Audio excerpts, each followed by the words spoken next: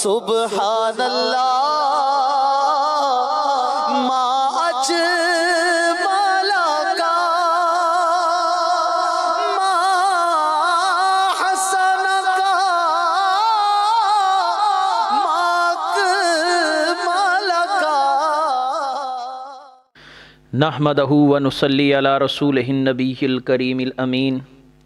اما بعد فاعوذ باللہ السمیع العلیم من الشیطان الرجیم، بسم اللہ الرحمن الرحیم۔ قال اللہ تبارک و تعالی فی القرآن الحکیم، ان اللہ وملائکتہ یصلون علی النبی یا ایہا الذین آمنوا صلوا علیہ وسلموا تسلیما۔ الصلاۃ والسلام علیک یا رسول اللہ، الصلاۃ والسلام علیک یا نبی اللہ، الصلاۃ والسلام علیک یا شفیع المذنبین وعلی آلک واصحابک یا رحمۃ للعالمین۔ اللہ تبارک و تعالیٰ کی حمد و ثنا، سرور کونین نبی مکرم وجہ تخلیق کائنات جان رحمت حضرت محمد مصطفیٰ صلی اللہ علیہ وآلہ وسلم اور آپ کے جمیع آل و اصحاب کی بارگاہ ناز میں درود و سلام کے نذرانوں کے بعد، سامعین ذی وقار، میرے دینی اور یقینی دوستوں، بزرگوں اور بھائیوں، بفضلہ تعالی ہم نبی کریم صلی اللہ علیہ وآلہ وسلم کی سیرت مبارکہ، آپ صلی اللہ علیہ وسلم کی زندگی کے مختلف گوشوں پر وقتاً فوقتاً دروس لے کر آپ کے پاس حاضر ہو رہے ہیں، اور ان دروس کو الحمدللہ تسلسل کے ساتھ جاری رکھے ہوئے ہیں۔ نبی کریم صلی اللہ علیہ وآلہ وسلم کا عالم ارواح سے لے کر آپ صلی اللہ علیہ وسلم کے وصال مبارک تک تمام کا تمام دور ادوار، ان پر گفتگو اس سیرت کے دروس کا محاصل ہے۔ ان سیرت کے دروس کو آپ تک لانے کا مقصد عوام الناس، عام لوگوں کو نبی کریم صلی اللہ علیہ وسلم کی زندگی کے مختلف پہلوؤں سے روشناس کروانا ہے۔ اسی سلسلے میں آج الحمدللہ ہم سیرت رحمت للعالمین کا 13واں درس آپ کے پاس لے کر حاضر ہوئے ہیں۔ پچھلے درس میں ہم نے نبی کریم صلی اللہ علیہ وسلم کے دادا جناب عبد المطلب رضی اللہ تعالیٰ عنہ کے حوالے سے گفتگو کی تھی۔ آج کا درس نبی کریم صلی اللہ علیہ وآلہ وسلم کے چچا جناب ابو طالب اور نبی کریم صلی اللہ علیہ وآلہ وسلم کے عہد شباب کے ابتدائی دور اور آپ صلی اللہ علیہ وآلہ وسلم کے قصب معاش کے دورانیے پر گفتگو کے لیے آج کا درس یہ ہے۔ اور آج کا درس نبی کریم صلی اللہ علیہ وسلم کی زندگی کے 3 اہم مراحل پر مشتمل ہے۔ اللہ تبارک و تعالی مجھے اور ہم سب کو حق کہنے اور حق سن کر اس پر عمل کرنے کی توفیق مرحمت فرمائے۔ نبی کریم صلی اللہ علیہ وآلہ وسلم کی عمر مبارک 8 سال کے لگ بھگ ہو چکی تھی۔ آپ کے دادا جناب عبد المطلب اس دنیا سے پردہ فرما چکے تھے۔ اس کے بعد آپ صلی اللہ علیہ وآلہ وسلم کی پرورش کی ذمہ داری جناب ابو طالب کے کندھوں پر آ پڑی۔ ابو طالب کثیر العیال تھے اور مالی طور پر بھی اتنے خاص مستحکم نہ تھے، تو نبی کریم صلی اللہ علیہ وآلہ وسلم کی ذمہ داری نبھانا ان کے لیے یقیناً ایک بہت بڑی آزمائش تھا۔ لیکن نبی کریم صلی اللہ علیہ وآلہ وسلم کا ان کے گھر تشریف لے کر جانا، جیسے سیدہ حلیمہ سعدیہ رضی اللہ تعالی عنہا کے گھر میں آپ کے قدمین مبارک کی برکت سے اللہ تعالی نے برکتوں کے دروازے کھول دیے۔ اسی طرح نبی کریم صلی اللہ علیہ وآلہ وسلم جب ابو طالب کے گھر میں تشریف فرما ہوئے، آپ صلی اللہ علیہ وسلم کے قدمین مبارک اس گھر میں پڑے، تو اللہ تبارک و تعالی نے ابو طالب پر رزق کی فراوانی کر دی اور رزق کے دروازے کھول دیے گئے۔ ہر معاملے میں برکت کا ظہور ہونا شروع ہو گیا۔ جناب ابو طالب اس بات پر خصوصی توجہ دیتے تھے کہ نبی کریم صلی اللہ علیہ وآلہ وسلم کے بغیر دسترخوان پر کھانا نہ کھایا جائے، کیونکہ وہ اپنی آنکھوں سے اس معاملے کو واضح طور پر دیکھ چکے تھے اور جان چکے تھے کہ اس دسترخوان پر کھانے میں اللہ تعالیٰ برکت پیدا فرما دیتے ہیں جس کھانے میں محمد مصطفیٰ صلی اللہ علیہ وآلہ وسلم ہمارے ساتھ شرکت کرتے ہیں۔ اور جب نبی کریم صلی اللہ علیہ وآلہ وسلم اس دسترخوان پر تشریف فرما ہوتے تو جناب ابو طالب کے تمام بچے شکم سیر ہو کر کھانا کھاتے، اور اس کے باوجود کھانا بچ جاتا، اور نبی کریم صلی اللہ علیہ وآلہ وسلم کی برکات یہیں تک محدود نہ تھی، بلکہ زندگی کے ہر شعبے میں ابو طالب نبی کریم صلی اللہ علیہ وسلم کی شانوں پر مطلع ہوتے جا رہے تھے۔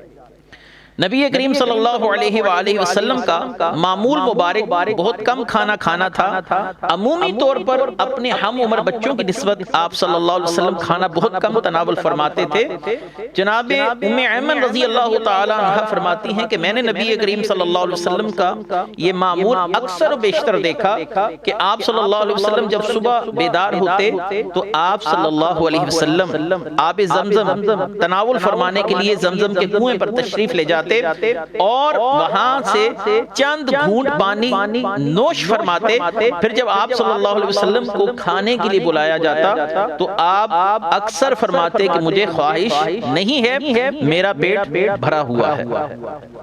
اللہ تعالیٰ نے آب زمزم میں یہ برکات رکھی ہیں کہ آب زمزم انسان کے جسم میں غذا کی کمی کو بآسن طریقے پورا کرنے والا ہے۔ انشاءاللہ العزیز وقت مناسب پر آب زمزم کی برکتوں پر بھی گفتگو کی جائے گی کہ اللہ تبارک و تعالیٰ نے آب زمزم کو کتنی برکتوں سے مالا مال کر رکھا ہے۔ جناب ابو طالب کے بچے جب صبح بیدار ہوتے تو عام بچوں کی طرح ان کے بالوں میں، ان کے چہرے پر سو کر جاگنے کے آثار واضح نظر آتے، جیسے کوئی شخص سو کر اٹھا ہوا ہو تو اس کے چہرے سے آثار نمایاں نظر آتے ہیں کہ یہ شخص ابھی بیدار ہو کر آیا ہے۔ لیکن رسول اللہ صلی اللہ علیہ وآلہ وسلم کا معاملہ اس کے برعکس رہا۔ آپ صلی اللہ علیہ وسلم جب بیدار ہوتے تو آپ کے سر مبارک پر جیسے کسی نے کنگھی کر رکھی ہو، آپ صلی اللہ علیہ وسلم کی آنکھوں مبارک میں آنکھیں ایسے ہوتی کہ جیسے کسی نے ان کے اندر سرمے کی سلائیاں پھیر دی ہوں، اور آپ صلی اللہ علیہ وسلم کی چشمان مبارک خوبصورت اور سرمے کے ساتھ مزین محسوس ہوتی، بالوں میں بھی یوں کہ کنگھی ہوئی ہوتی، جیسے کہ امام ابن سعد نے اپنی کتاب طبقات الکبریٰ کے اندر لکھا۔ یہ غیر معمولی صورتحال ہے۔ کھانے کے دسترخوان سے لے کر رسول اللہ صلی اللہ علیہ وسلم کی زندگی کے دوسرے معاملات تک آپ صلی اللہ علیہ وسلم کی انفرادیت واضح طور پر نظر آتی تھی۔ آپ صلی اللہ علیہ وآلہ وسلم ہر پہلو، ہر زندگی کے معاملے کے اندر دوسروں سے جدا تھے، اور آپ صلی اللہ علیہ وسلم انفرادی شان رکھتے تھے۔ اکثر اوقات نبی کریم صلی اللہ علیہ وآلہ وسلم کی ان برکات کو دیکھ کر آپ کے چچا تجسس، تذبذب اور حیرانی اور پریشانی کی تصویر بن جاتے کہ میرے اس بھتیجے کو اللہ تعالیٰ نے کتنی شانوں سے نواز رکھا ہے، وہ آپ پر خصوصی طور پر توجہ دیتے۔ نبی کریم صلی اللہ علیہ وسلم کا ایک معاملہ یہ بھی کتب سیر کے اندر ہمیں نظر آتا ہے کہ آپ صلی اللہ علیہ وسلم جب کھانا تناول فرمانے کے لیے بیٹھتے تو اللہ کا نام لیتے، بسم اللہ الاحد آپ پڑھا کرتے، اور جب کھانے سے فارغ ہوتے تو آپ الحمدللہ ضرور فرمایا کرتے۔ یہ تمام عادات ابو طالب کے لیے انوکھی تھیں۔ ابو طالب نے ایک دن اپنے بھائی عباس یعنی نبی کریم صلی اللہ علیہ وسلم کے دوسرے چچا سے ان تمام امور کا ذکر کیا، ان تمام معاملات کا ذکر کیا، وہ بھی حیران و پریشان رہ گئے۔ کتب سیر میں اسی دور کا ایک مشہور واقعہ جو نبی کریم صلی اللہ علیہ وسلم کی برکات پر بہت واضح دلیل ہے کہ قریش مکہ قحط سالی کا شکار ہو چلے تھے، اور یہاں تک قحط سالی کی صورتحال تھی کہ تمام جانور، انسان اس قحط سالی سے اس حد تک متاثر ہو چکے تھے کہ اب مکے میں اموات کا سلسلہ جاری ہو چکا تھا۔ اموات کا سلسلہ چل رہا تھا۔ نبی کریم صلی اللہ علیہ وآلہ وسلم کی برکت کا ظہور کچھ یوں ہوتا ہے کہ چند قریش مکہ میں شدید قحط سے پریشان تھے، اور آپس میں مشاورت کر رہے تھے کہ کسی نے کہا کہ ہمیں لات العزیٰ سے التماس کر اور کوئی کہہ رہا تھا کہ ہمیں منات، یہ بتوں کے نام ہیں، اس سے مدد طلب کر بارش کے لیے اپنی حاجت روائی اس کے پاس پیش کرنی چاہیے۔ ایک پختہ عمر اور بڑی عمر کے ایک شخص نے کہا لات و عزیٰ کی باتیں چھوڑو، اور یہ مشورہ دیا کہ فضول تکرار میں اپنا وقت نہ ضائع کرو۔ ابراہیم اور اسماعیل کی اولاد، یعنی اس کا اشارہ نبی کریم صلی اللہ علیہ وآلہ وسلم کے خاندان کی طرف تھا۔ ابراہیم اور اسماعیل کی اولاد اور خانوادہ تمہارے درمیان موجود ہے۔ لوگوں نے اس تجویز کو بہت پسند کیا اور سیدھے جناب ابو طالب کے پاس آئے۔ ابو طالب سے انہوں نے عرض کیا ابو طالب قحط سالی سے شہر مکہ یہ متاثر ہو رہا ہے، اور قحط سالی نے شہر مکہ کو اپنی لپیٹ میں لے رکھا ہے، اور ہم چاہتے ہیں کہ آپ بارش کے لیے دعا کیجئے۔ ابو طالب نبی کریم صلی اللہ علیہ وآلہ وسلم کو ساتھ لے کر خانہ کعبہ کے اندر تشریف لائے، اور نبی کریم صلی اللہ علیہ وآلہ وسلم کی پشت مبارک کو خانہ کعبہ کی دیوار کے ساتھ مس کر دیا، اور کچھ اشعار کہے کہ ہم اس سفید رنگت والی اور خوبصورت چہرے والی شخصیت کے وسیلے سے اللہ سے باران رحمت طلب کرتے ہیں، اور وہ یتیموں کی پناہ گاہ ہے، بے سہارا بیواؤں کی عصمت کے محافظ ہیں۔ نبی ہاشم کے ناچار ہلاکت سے بچنے کے لیے ان کے دامن، بنی ہاشم اس مصیبت سے بچنے کے لیے ان کے دامن کرم میں پناہ لیتے ہیں، اور انہیں اس بارگاہ بے کس پناہ میں ہر قسم کی نعمت سے مالا مال کر دیا جاتا ہے۔ جب جناب ابو طالب نے یہ اشعار کہے تو اللہ تبارک و تعالی کی طرف سے بارش کا نزول ہوا، اور تمام کی تمام مکے کی وادی جل تھل کرنے لگی اور پانی کے ساتھ سیراب ہو گئی، اور لوگوں نے اس برکت کو اپنی آنکھوں سے دیکھا۔ یہیں پر ایک اور واقعہ بھی اسی سے ملتا جلتا، انہی ادوار اور اسی زمانے سے تعلق رکھنے والا ایک اور واقعہ، جس سے نبی کریم صلی اللہ علیہ وآلہ وسلم کی برکت کا ایک معاملہ اور بھی ظاہر ہوا۔ اور یاد رہے کہ اس واقعے کو امام ابن سعد نے اپنی طبقات الکبریٰ میں، اور امام ابن جوزی جیسے عالم دین نے اپنی کتاب جو سیرت مصطفیٰ پر بہت اچھی کتاب ہے الوفا کے اندر اس کو روایت کیا۔ ایک مرتبہ نبی کریم صلی اللہ علیہ وآلہ وسلم اپنے چچا ابو طالب کے ساتھ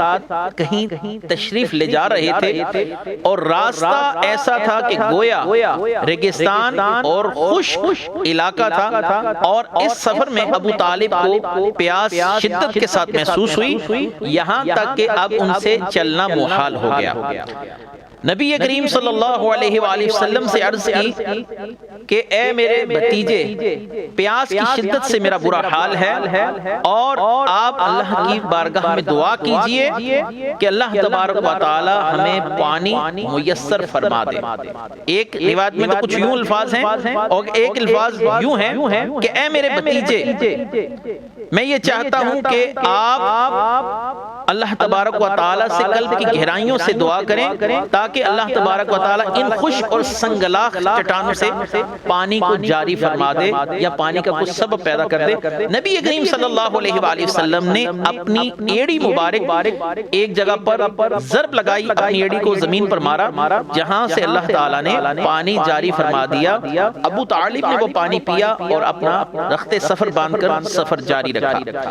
یہ کوئی عجیب و غریب بات نہیں کہ نبی کریم صلی اللہ علیہ وآلہ وسلم کی ایڑی مبارک سے پانی کا جاری ہونا۔ تاریخ اس بات کی شاہد ہے، قرآن اور حدیث کے مجموعہ کے اندر اس بات کے کبھی شواہدات ملتے ہیں کہ نبی کریم صلی اللہ علیہ وآلہ وسلم کے جد اعلیٰ جناب اسماعیل علیہ السلام نے اپنی ایڑی جب زمین پر رگڑی تھی تو اللہ تعالیٰ نے وہاں سے آب زمزم کو جاری فرما دیا تھا۔ تو یہ نبیوں کے معجزات سے ایک بات ہے کہ اللہ تبارک و تعالیٰ انبیاء کی ایڑیوں کی برکت سے پانی جاری فرما دیتا ہے۔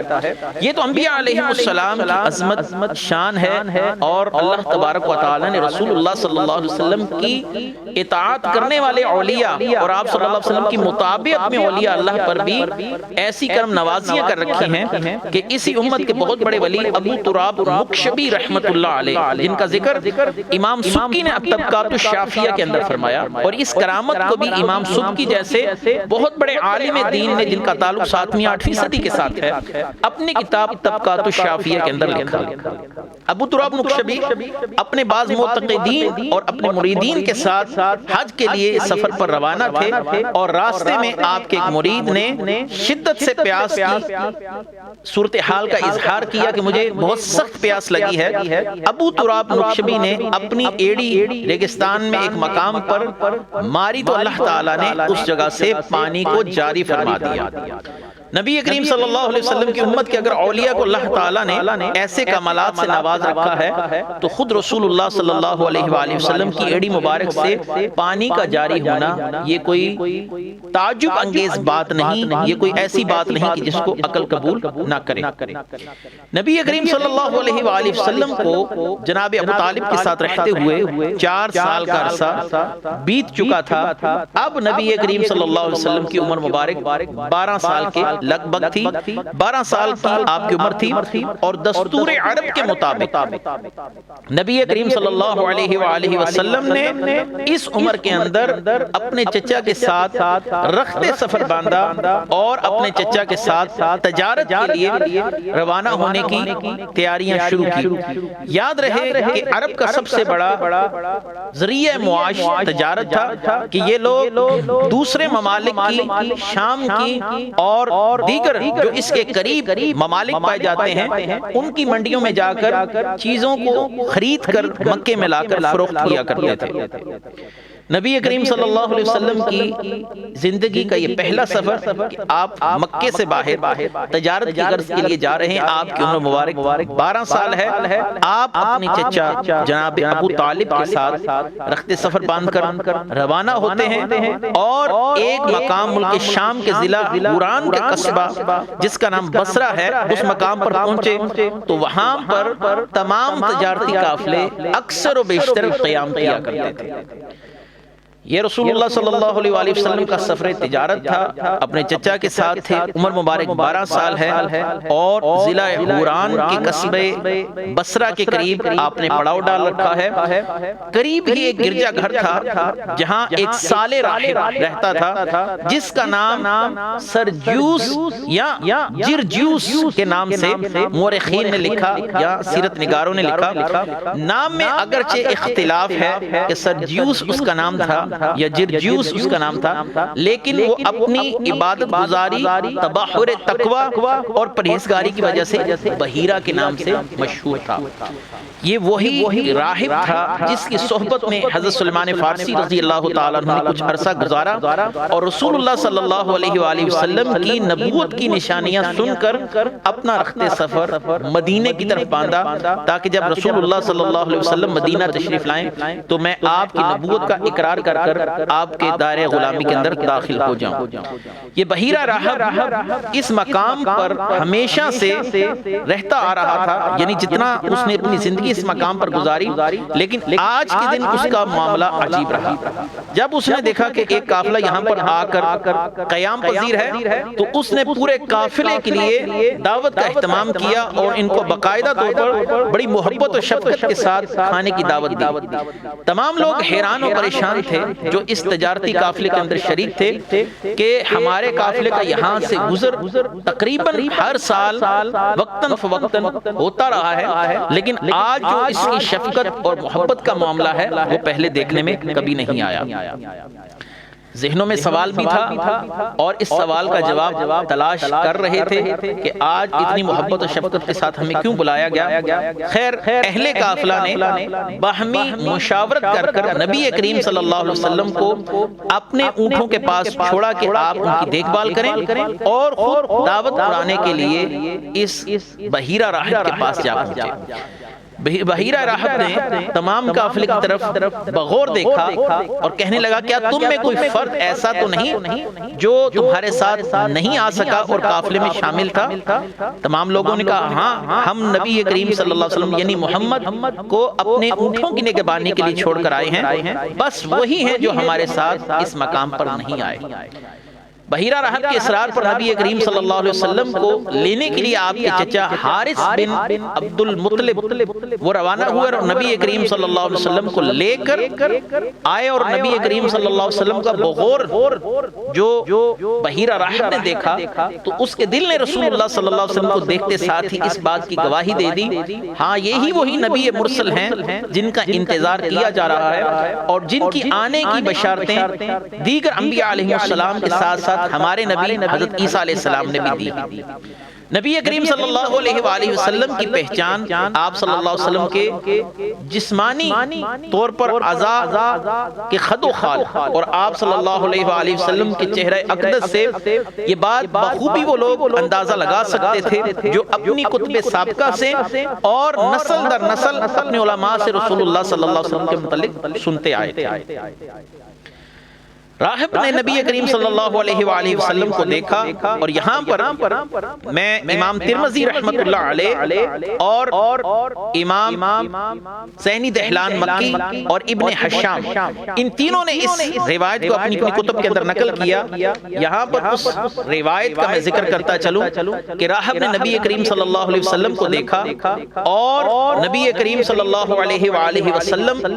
کو پرکھنے کے لیے کہ آیا کہ میرا جو گمان ہے کہ آپ ہی رحمت عالم ہیں، اس نے نبی کریم صلی اللہ علیہ وآلہ وسلم کو اپنے قریب کیا اور آپ صلی اللہ علیہ وسلم سے کہنے لگا اسألک بحق اللات والعزى الا ما اخبرتنی اما اسألک عنہ، میں تم سے لات اور عزا یعنی دو عرب کے مشہور بت ہیں جن کی پرستش کی جا رہی تھی، بت پرستی میں ان کا نام جانا مانا جاتا تھا، یہ مشہور بت تھے، مشرقین مکہ میں ان کی شہرت بہت زیادہ تھی، تو میں آپ سے لات و عزا کے حق کے واسطے سے سوال کرتا ہوں اس بارے میں کہ میں آپ سے جو پوچھوں گا کہ آپ جواب دیں گے۔ نبی کریم صلی اللہ علیہ وآلہ وسلم جن کو دیکھ کر لات اور عزا کے متعلق وہ سوال کر رہا ہے وہ رسول اللہ صلی اللہ علیہ وسلم کو پہچان چکا تھا، فقط اب رسول اللہ صلی اللہ علیہ وسلم کے نبی ہونے پر کامل وثوق حاصل کرنا چاہ رہا تھا کہ آیا میرا جو گمان ہے کہ یہ وہی نبی ہیں، تو وہ رسول اللہ صلی اللہ علیہ وسلم سے ایسے سوالات پوچھ رہا تھا۔ تو آپ صلی اللہ علیہ وسلم نے ارشاد فرمایا لا تسألنی باللات والعزى شیئا فواللہ ما ابغض شیئا قط بغضہما، مجھ سے لات اور عزا کے واسطے سے کوئی بات مت پوچھ، باخدا جتنی مجھے ان سے نفرت ہے کسی اور سے نہیں ہے۔ تو رسول اللہ صلی اللہ علیہ وآلہ وسلم کی عمر مبارک 12 سال ہے اور آپ صلی اللہ علیہ وسلم کو اللہ تعالیٰ نے اتنی معرفت تامہ عطا فرما رکھی تھی کہ بتوں سے آپ صلی اللہ علیہ وسلم میں نفرت سرائیت کیے ہوئے تھی، اور آپ صلی اللہ علیہ وآلہ وسلم کی اس جملے سے بتوں سے نفرت کا واضح طور پر اشارہ ملتا ہے۔ بحیرہ نے کہا فَبِاللَّهِ إِلَّا مَا أَخْبَرْتَنِي أَمَّا أَسْأَلُكَ عَنْهُ، تو پھر میں آپ کو اللہ کے واسطے سے عرض کرتا ہوں جو آپ سے پوچھوں گا کیا آپ مجھے اس کا جواب دیں گے؟ فَقَالَ لَهُ سَلْنِي أَمَّا بَدَعَ لَكَ، اب جو جی چاہیے مجھ سے پوچھ لیجئے میں اس کا جواب صحیح دوں گا۔ وہ نبی کریم صلی اللہ علیہ وآلہ وسلم سے کچھ سوالات پوچھتا رہا، آپ کی نیند بیداری کی کیفیت کے بارے میں دریافت کرتا رہا۔ حضور صلی اللہ علیہ وسلم جوابات ارشاد فرماتے رہے۔ حضور صلی اللہ علیہ وسلم نے جو حالات اسے بتائے اور آپ صلی اللہ علیہ وسلم کی صفات کو دیکھ کر اس نے آپ صلی اللہ علیہ وسلم کے چچا ابو طالب کی طرف متوجہ ہو کر پوچھا ما ھذا الغلام منکا، آپ کا اس بچے سے کیا رشتہ ہے؟ ابو طالب نے کہا یہ میرا بیٹا ہے۔ بحیرہ کہنے لگا ما ہوا ابنوں کا، یہ بات ممکن ہی نہیں کہ یہ آپ کا بیٹا، وما ينبغي لهذا الغلام ان يكون ابوه حيا، یہ بات ممکن نہیں آپ کا بیٹا ہو اور یہ بھی نہیں ہو سکتا کہ اس بچے کا باپ زندہ ہے۔ کیونکہ انبیاء کرام علیہ السلام نے جہاں رسول اللہ صلی اللہ علیہ وسلم کی بہت سی نشانیاں اپنے اپنے ادوار میں بیان کی، ان نشانیوں میں ایک نشانی یہ بھی تھی کہ رسول اللہ صلی اللہ علیہ وسلم کے والد محترم بظاہر زندہ نہ ہوں گے، وہ پردہ فرما چکے ہوں گے، وہ اس دنیا میں موجود نہیں ہوں گے، اور رسول اللہ صلی اللہ علیہ وسلم کی بعثت شان یتیمی کے ساتھ ہوگی۔ اس نے کہا ما ہوا ابنوں کا وما ينبغي لهذا الغلام ان يكون ابوه حيا، یہ آپ کا بیٹا نہیں، نہ ہی اس بچے کا باپ زندہ ہو سکتا ہے۔ ابو طالب نے کہا ہاں یہ میرا بھتیجا ہے. تو بحیرہ کہنے لگا مات و امہ حبلا، اچھا ان کا باپ کہاں ہے؟ باپ کے متعلق مزید معلومات چاہیے تو ابو طالب نے کہا ان کا انتقال ہو چکا ہے جب یہ شکم مادر میں تھے. اس نے کہا آپ نے اب سچی بات کہی، ان کی والدہ کہاں ہے؟ تو ابو طالب نے کہا کہ ان کی والدہ بھی انتقال فرما چکی ہیں، اس دنیا سے پردہ کر چکی ہیں. تو بحیرہ کہنے لگا اے ابو طالب اپنے اس بھتیجے کو واپس لے جائیے اور یہودیوں سے ہر وقت ہوشیار رہیے، اگر انہوں نے دیکھ لیا تو ان کو حالات کا علم ہو گیا کہ یہ وہی بچہ ہے جو نبی آخر الزماں ہوگا تو ان کو نقصان دینے کی کوشش کریں گے، آپ کے بھتیجے کی بڑی شان ظاہر ہوگی. یہ چیزیں ہماری کتابوں میں موجود ہیں اور ہمیں اپنے آباء و اجداد نے بھی یہی بتا رکھا ہے. جیسا کہ میں نے پہلے عرض کیا، دیکھیں میں نے آپ کو حقیقت حال سے آگاہ کر دیا، انہیں جلدی اپنے وطن میں واپس لے جائیے. اور بحیرہ نے صراحتاً فرمایا ھذا سید العالمین، یہ تمام جہانوں کے سردار ہیں. ھذا رسول رب العالمین، یہ رب العالمین کے رسول ہیں. ھذا یبعث اللہ رحمۃ للعالمین، انہیں اللہ تبارک و تعالی نے رحمت للعالمین بنا کر مبعوث فرمایا ہے. بعض روایتوں میں ایک اضافہ بھی ملتا ہے کہ یہ گفتگو ہو رہی تھی 7 یہودی یہ آدم کے، اور انہوں نے بحیرہ راہب سے نبی کریم صلی اللہ علیہ وسلم کے متعلق سوال کیا کیا یہ وہی بچہ ہے جس کا ہم انتظار کر رہے ہیں، اور کیا یہ وہی بچہ ہے جس کی آنے کی خوشخبریاں انبیاء علیہ السلام اپنے ادوار میں دیتے رہے ہیں. بحیرہ راہب ان کے ارادوں کو بھانپ گئے اور ان کو کہنے لگے اگر یہ وہی بچہ ہے تو تم اس کا کچھ نہیں بگاڑ سکتے، کیونکہ جس کو اللہ تعالیٰ بچانا چاہتا ہے اس پر کوئی قادر نہیں ہو سکتا، اور اگر یہ وہ بچہ نہیں تو اس کو مت نقصان دو. اس حکمت عملی کے تحت رسول اللہ صلی اللہ علیہ وآلہ وسلم کے متعلق بحیرہ نے جب الفاظ کہے تو ابو طالب آپ کو لے کر وہاں سے جلدی نکلے اور شام پہنچے اور اپنا کاروباری معاملات سے فراغت پا کر فوراً مکے کی طرف لوٹ آئے. یہ جو واقعہ میں نے آپ کے سامنے ابھی پیش کیا، اس واقعے کو لے کر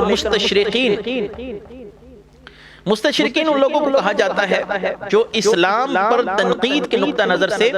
اسلام کو پڑھتے ہیں اور اسلام پر اعتراضات کرتے ہیں. انہی مستشرقین میں چند نام بڑے ہی اہم ہیں اور بڑے ہی جانے مانے لوگ مستشرقین میں ہیں. ان میں پہلا نام ولیم میور ہے جس نے کتاب دی لائف آف محمد صلی اللہ علیہ وسلم لکھی. ولیم میور، اور اس کے بعد دوسرا جو رائٹر ہے، دوسرا مصنف ہے مستشرقین میں، اس کا نام ریپر ہے، اور تیسرا مارگیولس. یہ مارگیولس، یہ تینوں لوگ یہ عیسائیت کے پرچار کرنے والے علماء ہیں اور مستشرقین ہیں. ان تینوں نے اس واقعے سے یہ معاملہ اخذ کیا کہ رسول اللہ صلی اللہ علیہ وسلم کی جو بھی تبدیلیاں اس کائنات کے اندر آپ نے رونما فرمائیں یا آپ جن تعلیمات کا پرچار کرتے رہے، وہ سب اس بحیرہ راہب کی تربیت کا نتیجہ تھا. نبی کریم صلی اللہ علیہ وسلم کی نبوت کا انکار کرنے کے لیے ان تینوں نے نبی کریم صلی اللہ علیہ وسلم کو اسی بحیرہ راہب کا شاگرد بتایا، اور یہاں تک کہہ گئے کہ رسول اللہ صلی اللہ علیہ وسلم کے تمام انقلابات اس بحیرہ راہب کی محنت کا نتیجہ تھے. رسول اللہ صلی اللہ علیہ وآلہ وسلم نے اسی سے تعلیم حاصل کر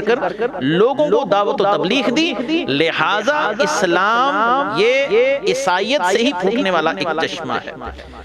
تو یہ بات انتہائی عجیب اور مضحکہ خیز ہے کہ رسول اللہ صلی اللہ علیہ وآلہ وسلم کے لیے یہ بات کہی جائے کہ آپ نے بحیرہ راہب سے تعلیمات حاصل کی اور لوگوں تک پہنچائیں.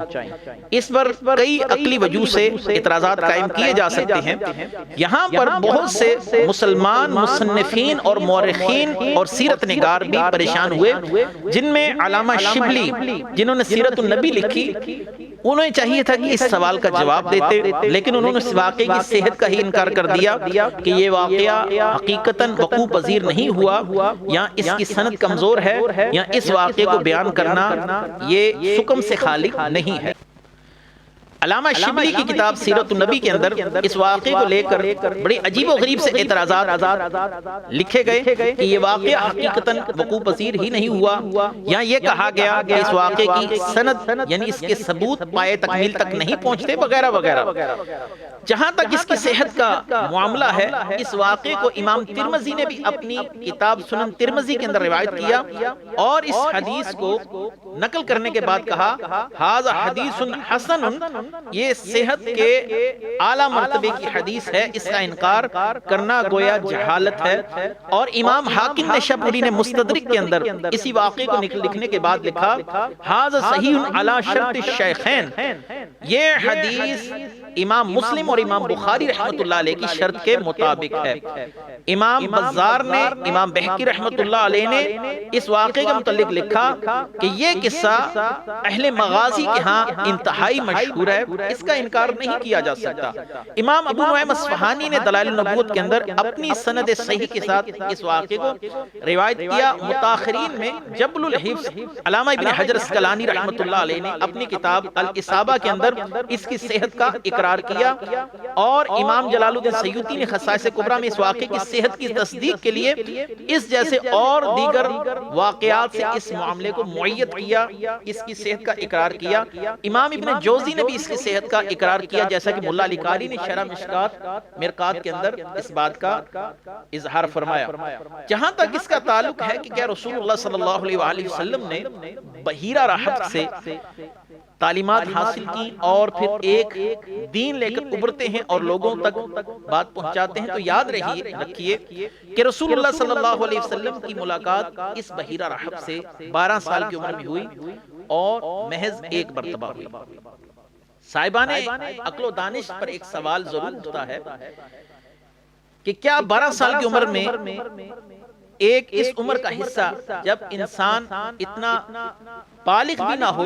یعنی اس کا شمار انتہائی بلوغت کے معاملات کے اندر نہ ہو، اس کو آپ عالم بچپن ہی کہہ سکتے ہیں، اس کے اندر پوری دنیا کے لیے ایک منشور تیار کرنے کا ایک نشست کے اندر کیا انسان سے ممکن ہے کہ وہ ماں باپ کے حقوق کی ادائیگی، نماز کے مسئلے، زکوٰۃ کے مسئلے، طلاق کے مسئلے، حج کے مسئلے، ایک بحیثیت ایک باپ کیسے ہونا چاہیے، بحیثیت ایک دوست انسان کو کیسا ہونا چاہیے، حسن اخلاق کے تمام معاملات، حسن احکام کے تمام معاملات، حسن عقائد کے تمام معاملات، کیا اتنی مختصر سی نشست کے اندر رسول اللہ صلی اللہ علیہ وآلہ وسلم بحیرہ راہب سے یہ تمام چیزیں سیکھ سکتے تھے؟ اور عمر کے اس حصے کے اندر جب آپ کی عمر مبارک محض 12 سال تھی، تو کیا یہ بات عجیب و غریب نہیں کہ جو ان مستشرقین نے کہی کہ رسول اللہ صلی اللہ علیہ وسلم کا علم اس پادری سے حاصل کیے ہوئے علم سے مستفاد تھا، اس سے لیا گیا تھا، اور رسول اللہ صلی اللہ علیہ وسلم کا استاد یہی بحیرہ راہب تھا۔ اللہ نے قرآن میں واضح فرمایا الرحمن علم القرآن، رحمان نے آپ صلی اللہ علیہ وسلم کو قرآن سکھایا۔ ایک جگہ پر فرمایا علمہ شدید القوہ، آپ کو شدید قوتوں والے رب نے قرآن کریم کی تعلیم دی۔ اور ایک مقام پر فرمایا وعلمک ما لم تکن تعلم وکان فضل اللہ علیک عظیما، جو کچھ بھی آپ نہیں جانتے تھے کسی اور نے نہیں آپ کو رب تعالیٰ نے سکھلایا ہے، آپ پر اللہ کا بہت بڑا کرم ہے۔ کیا اتنی مختصر نشست کے اندر اور دنیا میں اتنی بڑا انقلاب لانے والی شخصیت، جس نے بیت الخلاء میں جانے تک کی دعائیں، سونے کی دعائیں اور ہر معاملے کے لیے دعائیں اپنی امت تک پہنچائیں، طہارت کا طریقہ، ہر وہ چیز جس کی امت کو ضرورت تھی، اور قیامت تک کے لیے ایک منشور حیات ہمارے لیے رسول اللہ صلی اللہ علیہ وسلم دے کر گئے؟ کیا اتنی مختصر سی نشست کے اندر اتنی زیادہ تعلیمات اور اتنے زیادہ آداب اور اتنے زیادہ معاملات کو سیکھنا کیا ممکن ہے؟ قطعا نہیں۔ تو لہٰذا ان مستشریق نے یہ کہنا یہ فقط اور فقط اسلام پر ایک کاری ضرب لگانے کے مترادف ہے۔ رسول اللہ صلی اللہ علیہ وسلم کا علم قطعاً عیسائیت سے لیا گیا نہیں تھا۔ آپ صلی اللہ علیہ وآلہ وسلم پر اللہ کا خصوصی کرم تھا، اور آپ صلی اللہ علیہ وسلم پر اللہ تبارک و تعالی بذریعہ وحی اور اپنے عنایات ربانی کے ذریعے جو بھی آپ صلی اللہ علیہ وسلم کو تعلیمات دی جا رہی تھی، وہ محض اللہ تبارک و تعالیٰ کا آپ پر فضل و کرم رہا، اس میں کسی انسان کا آپ پر کوئی احسان نہ تھا۔ دوسرا یہ کہ علامہ شبلی جیسے لوگوں نے اس واقعے کی روایتاً درایتاً تائید و تصدیق کرنے کی بجائے اس سے راہ فرار اختیار کی، یہ بھی ہمارے لیے تعجب کی بات ہے کہ اس جیسے اہم واقعے کو کیسے جھٹلایا جا رہا ہے۔ نبی کریم صلی اللہ علیہ وآلہ وسلم اسی دور کے اندر جب تجارت کا یہ معاملہ تھا، آپ صلی اللہ علیہ وآلہ وسلم کا زیادہ تر معمول گلہ بانی کرنا بھی رہا، آپ بکریاں بھی چراتے رہے۔ آپ صلی اللہ علیہ وآلہ وسلم کا بکریاں چرانا یہ صحیح احادیث سے ثابت ہے۔ رسول اللہ صلی اللہ علیہ وآلہ وسلم بکریاں کیوں چراتے تھے، اور آپ صلی اللہ علیہ وسلم نے یہ بھی فرمایا کہ ہر نبی بکریاں چراتا رہا۔ بکریاں چرانے میں حکمت کیا ہے، اور بکریاں چرانا ہر نبی سے رسول اللہ صلی اللہ علیہ وسلم نے کیوں فرمایا کہ ثابت ہے؟ اس کی ایک حکمت یہ بھی ہو سکتی ہے جو بعض علماء کرام نے نقل کی، رسول اللہ صلی اللہ علیہ وسلم گلہ بانی بھی فرماتے تھے، ابھی آپ نے باقاعدہ تجارت کا آغاز نہیں کیا تھا، عمر کا یہ وہ حصہ ہے جس میں آپ صلی اللہ علیہ وآلہ وسلم گلہ بانی فرما رہے ہیں۔ اصل میں بکریوں کی آپ ایک عادت دیکھیں گے کہ بکریوں کا ریوڑ ایک جگہ پر رہ کر نہیں چرتا، بکریاں مختلف ادوار اور مختلف اطراف کی طرف نکلنے کی کوشش کرتی ہیں، اور ایک بکریاں چرانے والے کے لیے بڑی آزمائش ہوتی ہے کہ وہ اتنے منتشر ریوڑ کو ایک جگہ پر اکٹھا کرے اور ہر بکری پر نظر رکھے اور ہر بکری کا خیال رکھے۔ اصل میں یہ اس تربیت کا حصہ ہے جو اللہ تبارک و تعالی اپنے محبوب بندوں کی انبیاء علیہ السلام کی فرماتا ہے، تاکہ وہ بکریوں کے منتشر ہونے سے صبر و تحمل سیکھیں اور ان کو ایک جگہ پر لانے کے لیے کاوش کریں۔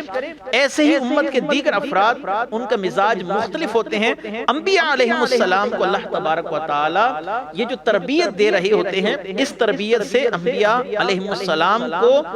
اپنی امت کو سنبھالنے میں بہت مدد ملتی ہے کہ اپنی امت کے منتشر ہونے کو کیسے روکا جائے، اپنی امت کے ساتھ صبر و تحمل کا معاملہ کیسے رکھا جائے، اپنے آپ کو کیسے بیدار رکھا جائے کہ اپنی امت کو سنبھالا جائے،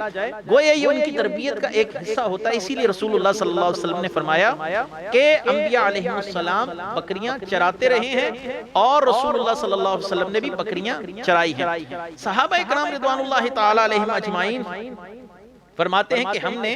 ایک دفعہ نبی کریم صلی اللہ علیہ وسلم کے ساتھ ایک مقام پر قیام کیا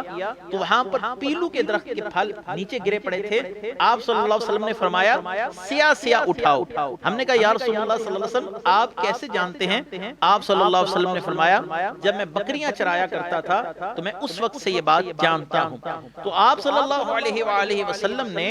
گویا خود بھی یہ ارشاد فرمایا کہ میں بکریاں چراتا رہا ہوں۔ یہاں پر ایک اور بات آپ صلی اللہ علیہ وآلہ وسلم کے متعلق امام بخاری صحیح بخاری میں حضرت ابو ہریرہ رضی اللہ تعالیٰ عنہ سے متعلق ابو ہریرہ رضی اللہ تعالیٰ عنہ سے مروی یہ روایت لائے کہ قال رسول اللہ صلی اللہ علیہ وسلم ما بعث اللہ نبیا الا راعی غنم فقال اصحابہ انت یا رسول اللہ فقال نعم كنت ارعاها على قراریط لأہل مکہ او کما قال رسول اللہ صلی اللہ علیہ وسلم۔ حضرت ابو ہریرہ فرماتے ہیں کہ رسول اللہ صلی اللہ علیہ وسلم نے ارشاد فرمایا کہ اللہ نے کسی نبی کو مبعوث نہیں فرمایا مگر اس نے بکریوں کو چرایا۔ اصحاب نے عرض کیا یا رسول اللہ صلی اللہ علیہ وسلم آپ نے بھی؟ فرمایا میں نے بھی قراریط کے عوض اہل مکہ کی بکریاں چرائی ہیں۔ قراریط کیا ہے؟ اس کی تین تفسیریں علماء کرام نے بیان کی ہیں۔ قراریط قیراط کی جمع ہے، یہ ایک خاص قسم کی کرنسی ہے، رقم ہے، اور یہ دینار کے چھٹے حصے کی چوتھائی کو کہا جاتا ہے، یعنی یہ رقم کو کہا جاتا ہے۔ جیسا کہ شیخ ابو زہرہ مصری نے اپنی کتاب خاتم النبیین کے اندر لکھا قیل ربع سدس دینار وقیل نصف عشر الدینار، اور ایک مفہوم اس کا کیا بیان کیا گیا؟ بکریوں کا دودھ جو بطور بکریاں چرانے کی اجرت کے طور پر لیا جاتا ہے، اور یہ جو دودھ لیا جاتا ہے بکریاں چرانے کی اجرت، اس کو قراریط سے تعبیر کیا جاتا ہے۔ ہی حصۃ من اللبن کان یتغذى به مع اولاد ابی طالب۔ رسول اللہ صلی اللہ علیہ وسلم دیکھا کہ ابو طالب کثیر العیال ہیں اور مالی طور پر مستحکم نہیں، تو آپ بکریاں چرانے کے عوض جو دودھ لیا کرتے تھے اس کو قراریط سے تعبیر کیا گیا۔ یہ دوسری اس کی تشریح بیان کی، اور امام بدر الدین عینی نے عمدۃ بخاری میں یہ قول بیان کیا کہ قرارید پر بکریاں چراتا تھا. قرارید ایک جگہ کا نام ہے جہاں پر میں بکریاں چرایا کرتا تھا. بہرکیف گلہ بانی کے مسئلے پر رسول اللہ صلی اللہ علیہ وآلہ وسلم سے کثیر احادیث موجود ہیں کہ آپ نے گلہ بانی کی، اور ہر نبی اپنی امت کے لیے رہنما ہے اور ان کے لیے بہترین اسوہ حسنہ اسی صورت میں رسول اللہ صلی اللہ علیہ وسلم ہو سکتے تھے کہ آپ صلی اللہ علیہ وسلم خود کسب حلال کر اپنی امت کے لیے بطور نمونہ سب کے لیے ایک پیشوا بن کر نظر آئیں. تو رسول اللہ صلی اللہ علیہ وسلم کا بکریاں چرانا یہ رزق حلال، کسب حلال کی ایک مثال بھی ہے. رسول اللہ صلی اللہ علیہ وسلم کا بکریاں چرانا امت کو یکجا کرنا، بکھری ہوئی امت کو اکٹھا کرنا، اس کی تربیت بھی ہے، اور مختلف منتشر مزاجوں کو یکجا کرنا اور ہر بکری پر نظر رکھنا. گویا یہ کہ اپنی امت کے ہر معاملے پر نظر رکھنا اور ذہنی طور پر وہ انتشار کا شکار نہ ہو، اس حکمت کامہ کا تقاضا بھی ہو سکتا ہے. اللہ تبارک و تعالی رسول اللہ صلی اللہ علیہ وآلہ وسلم کی صبح و شام سے ہمیں سبق حاصل کرنے کی توفیق مرحمت فرمائے. ہمارے دروس انشاءاللہ العزیز اسی تسلسل سے جاری رہیں گے. اللہ تبارک و تعالی ہماری اس کاوش کو اپنی بارگاہ میں قبول فرمائے. وآخر دعوانا ان الحمدللہ رب العالمین. سبحان اللہ